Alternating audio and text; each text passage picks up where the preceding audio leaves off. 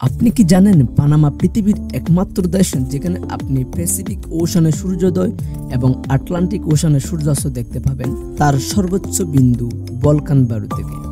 Panama একটি সংকীর্ণ ভূমি যা প্রায় ৭৫,৪১৭ বর্গ কিলোমিটার আয়তনের, যা আয়ারল্যান্ডের চেয়ে কিছুটা বড়। এর জনসংখ্যা প্রায় ৪.৪৭ মিলিয়ন, দ্বীপপুঞ্জের চেয়ে কিছুটা কম।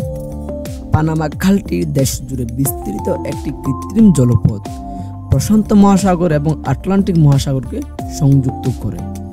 ১৯০৪ সালে তৈরি পানামার পতাকা তার রাজনৈতিক দৃশ্যের প্রতীক, যেখানে red for liberals, blue for conservatives and white for peace রং এবং তারাগুলিও মার্কিন পতাকার প্রভাবকে প্রতিফলিত করে।